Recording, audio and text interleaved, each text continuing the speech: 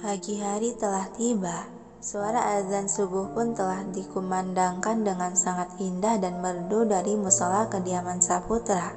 Gadis yang terbaring di atas ranjang itu perlahan mengerjapkan mata dan menguceknya pelan masih memejamkan mata.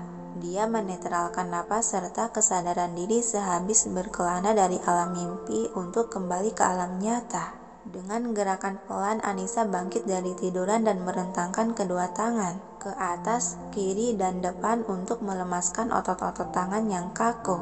Wah, mulut Anissa terbuka menguap yang segera tertutupi telapak tangan.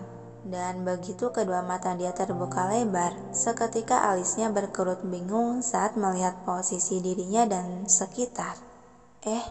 Kok bisa? Aku tidur di kasur? Bukannya semalam aku beneran tidur di karpet deh. Heran Anissa menggaruk pelipis, terlihat jelas dia sangat kebingungan sampai tersadar kembali kalau rambutnya tergerai. Ini sejak kapan kerudungku lepas ya? Perasaan sewaktu malam ketika mau tidur aku masih pakai kerudung. Bingungnya meraba-raba kepala.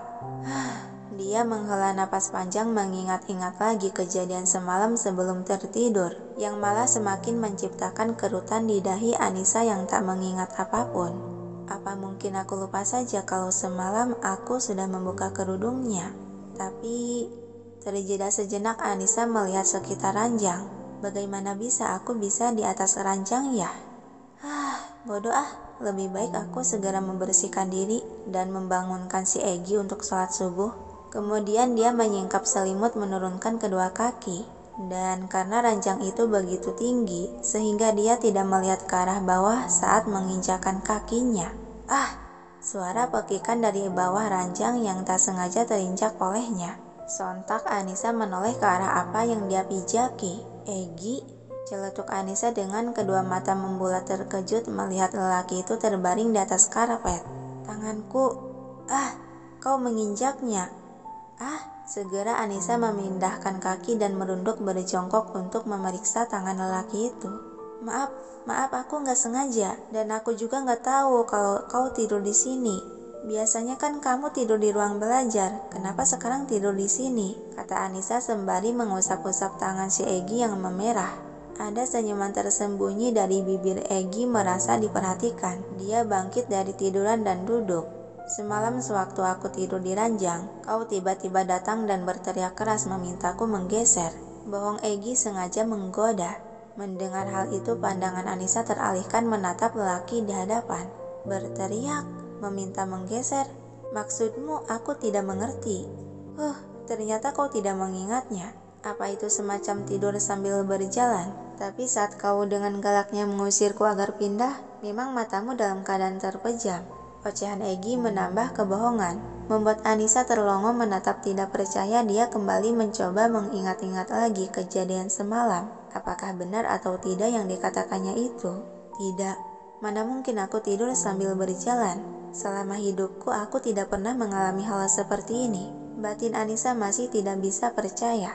Dan Egi yang melihat kebingungan sang istri, dia kembali melanjutkan berbicara untuk meyakinkan. Percuma kau mengingatnya, tidak akan kau ingat.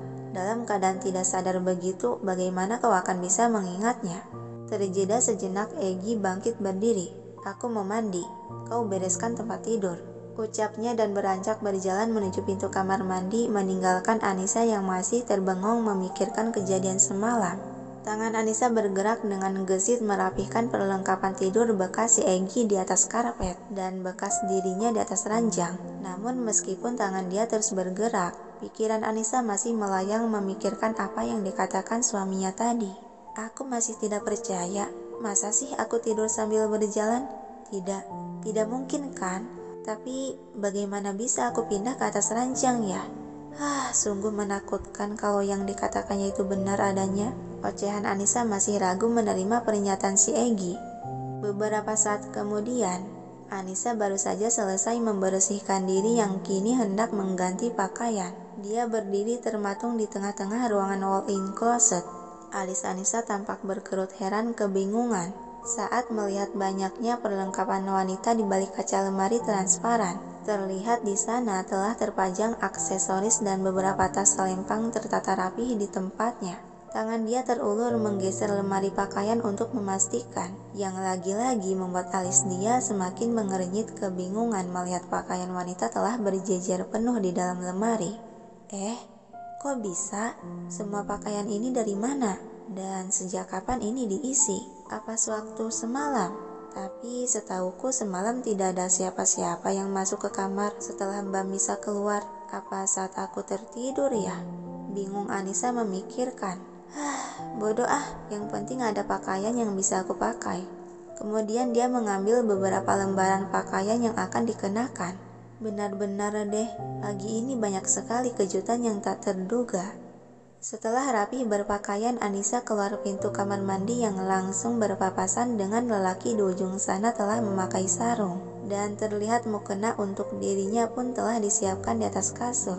Begitu juga dengan 2 sejadah telah terbentang di atas karpet sisi ranjang. Dengan senyuman mengembang di bibir, Anissa berjalan menghampiri. Gantengnya bocah nakalku. Egi melirik sebal. Dasar genit, pakai mukenamu. Anissa terkekeh pelan sembari mengambil alat sholat dan memakainya.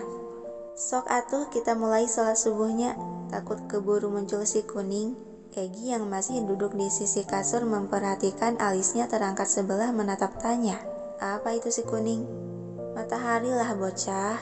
Emang apa lagi? Oh iya Egi, di lemari kok sudah terisi oleh perlengkapanku? Sejak kapan diisinya? Perasaan semalam tidak ada siapa-siapa lagi deh, selain Mbak Misa dan kakak ipar yang mampir ke kamar ini. Kaunya saja yang kebo. Para pelayan datang ke kamar saja tidak sadar.